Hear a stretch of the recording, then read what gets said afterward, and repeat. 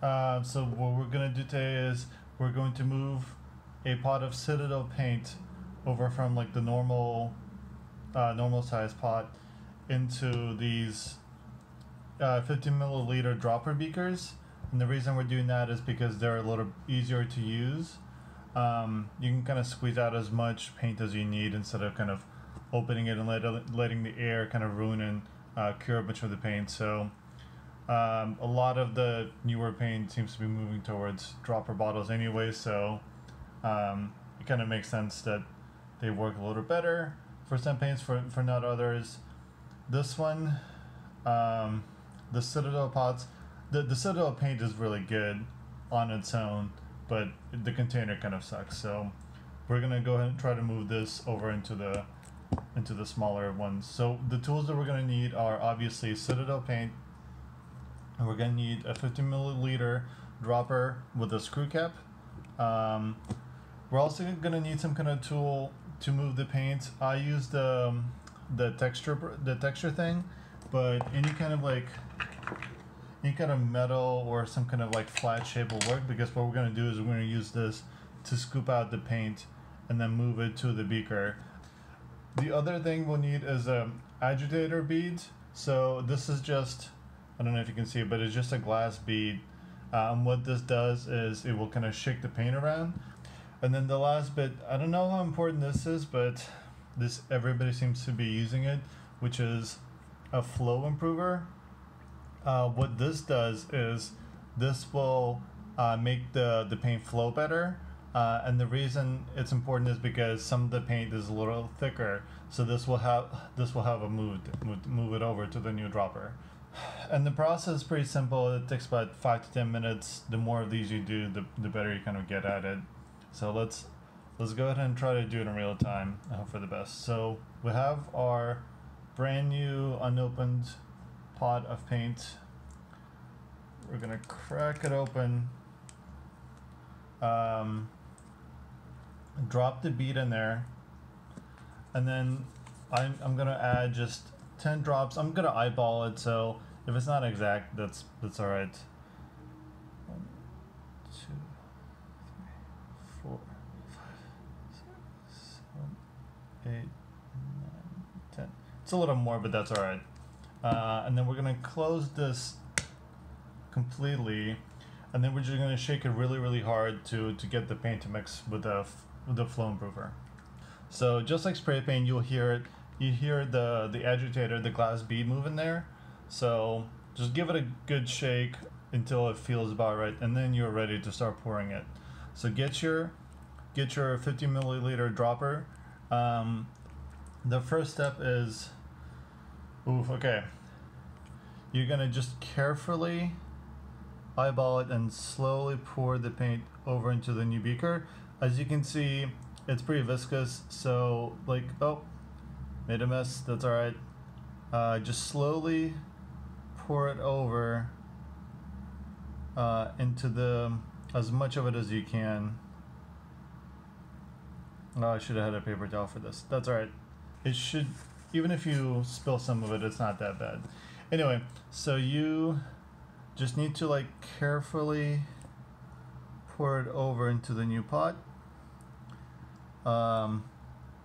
At this point, you'll see that there is still a little bit of paint left over. The beaker is almost full, which is kind of what you want to get at. But if there's a bunch of paint left over, it's kind of up to you how much of it you want to move. This is the manual labor, which is like you are going to start collecting it with a texture tool and like slowly kind of moving it down, just as much as you can, or as much as you want. At some point it's going to be diminishing returns, and like you're just like kind of wasting time. So I also tend to notice that if you remove the cap, this will give you greater access to the paint pot. So just start moving it over real slow. Also, at some point in time, you're gonna I don't know if you can see it, but you'll see that the glass bead is still in there, and you want to move it over to the new beaker. So try to grab it and just roll it through the paint until, yep, here we go, until you see it, and then just drop it in the new container. And at this point, just like move as much of this paint as you want or as you care about. You'll probably never use all of this anyway, so it's kind of up to you. If you just have 1 or 2 pots, then it shouldn't be too bad. I noticed that they're about maybe 10 minutes, 5 to 10 minutes, depending on like the thickness of the paint. Bases are a little harder, but move as much as you want. I'll show you how much I move of it. You do lose some of it, but in the long run, you'll lose a lot less of paint just kind of drying out. So there is some loss, but it's not as bad as it could be. Yeah, so you're just slowly moving it over. Yeah, this seems about right. So you'll see that most of the paint is kind of moved over, and at that point you can just grab whatever you feel like, and then you're pretty much done. You're gonna take you will take the cap, you will close it down. This kind of seals it.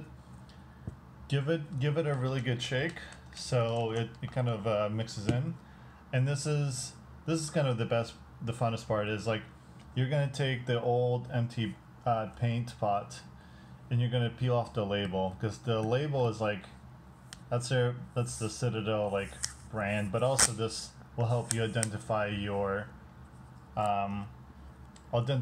paints and new things, because otherwise they're kind of completely unmarked.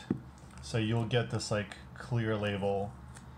So grab your new moved over paint, and then doing it backwards is hard to see, but you're just gonna slap it on there, wrap it around, and yeah, you're pretty much good. So hopefully that kind of shows you the process of moving the paints over. Like I said, it takes a little bit of practice, but once you do a bunch, you'll kind of get used to it. Here's kind of my collection of like the paint that I moved over. So you can see that like if you do enough of them, you'll kind of get used to it, and you'll be able to knock them out pretty quickly.